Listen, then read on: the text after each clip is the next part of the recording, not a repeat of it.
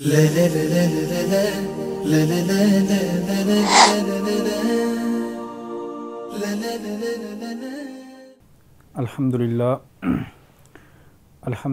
وکفا وسلام علی عبادہ الذین اصطفیٰ اما بعد فاعوذ باللہ من الشیطان الرجیم بسم اللہ الرحمن الرحیم ان عدۃ الشہور عند اللہ 12 شہرا فی کتاب اللہ یوم خلق السماوات والارض منها 4 حرم صدق اللہ العلی العظیم وبلغنا رسولہ النبی الکریم ونحن علی ذلک لمن الشاہدین والشاکرین والحمد للہ رب العالمین۔ ماہ محرم الحرام ہجری سال کا پہلا مہینہ ہے اور اسلامی جنتری اور اسلامی کیلنڈر کا آغاز اسی ماہ محرم الحرام سے ہوتا ہے۔ محرم کا مہینہ یہ ان 4 مہینوں میں سے ایک مہینہ ہے جنہیں اللہ تعالیٰ نے خاص عزت اور شرف عطا فرمایا۔ ارشاد باری تعالیٰ ہے ان عدۃ الشہور عند اللہ 12 شہرا فی کتاب اللہ، کہ جب سے اللہ تعالیٰ نے آسمانوں اور زمین کی تخلیق کی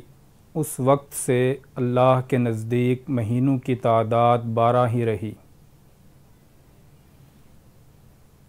منہا 4 حرم، اور ان 12 مہینوں میں سے 4 مہینے وہ ہیں جنہیں اللہ تعالیٰ نے خصوصی عزت عطا کی، خاص مقام اور خاص شرف عطا کیا۔ تو ان عزت اور حرمت والے مہینوں میں سے ایک مہینہ ماہ محرم الحرام کا بھی ہے۔ مورخین نے اور محققین نے اس چیز کی چھان بین کی اور تحقیق کی کہ ان 4 مہینوں کو یہ خصوصی اعزاز اور شرف کیوں عطا ہوا۔ تو حضرات مفسرین اور محققین اس چیز تک پہنچے کہ چونکہ ذی قعدہ، ذی الحجہ اور محرم اور اس سے پہلے رجب کے مہینے سے حج کی تیاریوں اور بیت اللہ کی زیارت اور اس مقدس سفر کا اہتمام اور انتظام کا آغاز ہو جاتا تھا، تو اس مقدس سفر اور بیت اللہ کی اس زیارت کا جو عظیم الشان عمل ہے، اس عمل کو ہر طرح کے خطرات، ہر طرح کے خدشات اور ہر طرح کے مصائب اور مشکلات سے محفوظ رکھنے کے لیے اللہ تعالیٰ نے ان 4 مہینوں کو خاص عزت اور شرف عطا کی کہ اس میں کسی طرح کا جنگ و جدال اور اس میں کسی طرح کا لڑائی جھگڑا اور تنازع جو ہے وہ درست اور جائز چیز نہیں ہے۔ تو انہی 4 مہینوں میں سے ایک مہینہ جو ہے وہ محرم الحرام کا بھی ہے۔ روایات میں آتا ہے کہ حضور اکرم صلی اللہ علیہ وسلم جب ہجرت فرما کر مدینہ منورہ تشریف لے گئے تو وہاں دیکھا کہ آپ علیہ الصلاۃ والسلام نے اس چیز کو دیکھا کہ یہود جو ہے وہ محرم کی 10 تاریخ کو روزہ رکھتے ہیں۔ آپ علیہ الصلاۃ والسلام نے ان سے استفسار کیا کہ اس 10 محرم کے دن تمہارا روزہ رکھنے کا مقصد کیا ہے؟ تمہاری تاریخ کی کون سی ایسی چیز ہے اور کون سا ایسا واقعہ ہے جو اس دن وقوع پذیر ہوا اور تم اس کی مناسبت سے اس دن کا روزہ رکھتے ہو؟ تو یہودیوں نے کہا کہ ہمارا اس دن روزہ رکھنے کا مقصد یہ ہے کہ ہماری مذہب کی اور تاریخ کی کتابوں میں یہ چیز موجود ہے کہ اللہ تعالیٰ نے اس 10 محرم کے دن حضرت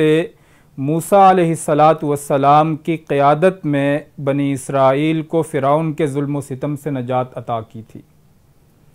تو ہم اپنی اس آزادی اور غلامی سے نجات پانے کا جو بڑا عمل ہے اس کے شکرانے کے طور پر 10 محرم کا روزہ رکھتے ہیں۔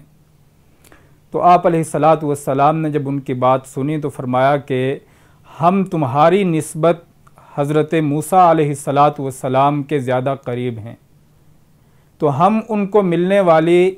اس عظیم کامیابی پر بھی روزہ رکھیں گے، ہم بھی روزہ رکھیں گے اس لیے کہ ہم تمہاری نسبت حضرت موسیٰ علیہ السلام کے زیادہ قریب ہیں، لیکن ساتھ ہی نبی علیہ السلام نے یہ بھی فرمایا کہ ہم اس ایک روزے کے ساتھ ایک اور روزے کا بھی اضافہ کریں گے، 9 کا یا 11 کا، اور یہ ایک روزہ نہیں رکھیں گے بلکہ 2 روزے رکھیں گے تاکہ عبادت میں اور اس عمل میں تمہارے عمل کے ساتھ ہمارے عمل کی مشابہت قائم نہ ہو اور ہمارا یہ عمل ایک مستقل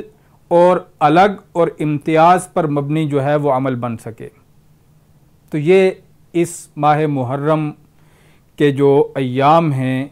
ان ایام میں کرنے کا کام ہے کہ اگر اللہ تعالیٰ نے توفیق دے، اللہ تعالیٰ کی طرف سے انسان کو یہ شرف اور امتیاز ملے تو انسان 10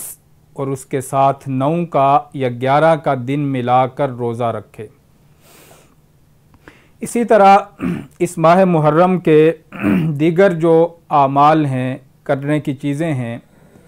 جو اس کی اہمیت ہے اور اس کی اہمیت کے پیش نظر جو اس مہینے کے ہماری چیزیں ہم سے سرزد ہونی چاہیے اور ہم سے وقوع پذیر ہونی چاہیے، ان چیزوں میں سے ایک چیز یہ بھی ہے کہ ہم اس ماہ محرم میں ان تمام خود ساختہ اور بناوٹی چیزوں سے اپنے آپ کو پاک رکھیں اور دور رکھیں جن کی کوئی اصل اور جن کی کوئی بنیاد دین میں موجود نہیں ہے، جو غم کے ایسے اظہار کے طریقے، دکھ کے اظہار کے ایسے طریقے جو خود ساختہ ہیں اور جو اسلام کے صبر کی تعلیمات کے منافی ہیں، جو اسلام کی حقیقی تعلیمات ہیں، ان تعلیمات کی برعکس جو چیزیں ہیں جو ہماری اپنی بنائی ہوئی ہمارے معاشروں میں رائج ہو چکی ہیں، ہم ان ایام کے اندر ان چیزوں سے اجتناب برتیں، ان چیزوں سے اپنے آپ کو بچائیں، اپنے آپ کو محفوظ رکھیں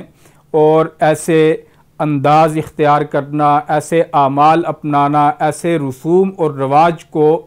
اپنی زندگی میں، اپنے معمولات میں جاری و ساری کرنا، ان سے ہم اپنے آپ کو بچانے کی کوشش کریں، جس کی تعلیم ہمیں اسی روزے کے حکم سے ملتی ہے کہ حضور اکرم صلی اللہ علیہ وسلم نے فرمایا کہ انسان کو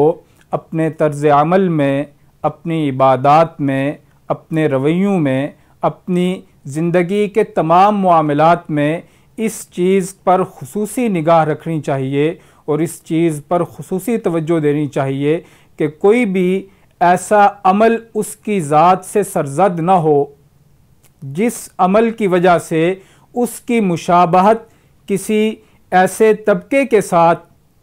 کسی ایسے مذہب والوں کے ساتھ، کسی ایسے گروہ کے ساتھ قائم ہوتی ہو جن کے افکار، جن کے خیالات اور جن کے نظریات جو ہیں وہ درست نہیں ہیں۔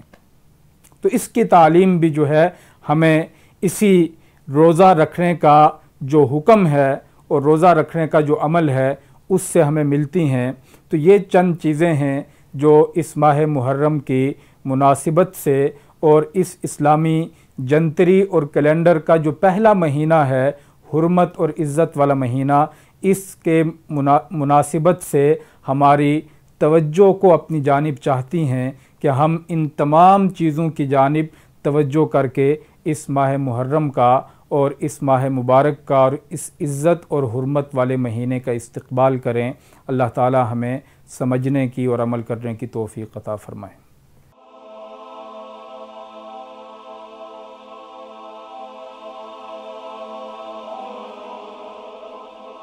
ایمان کی کرن، ہدایت کی شمع، وصال اردو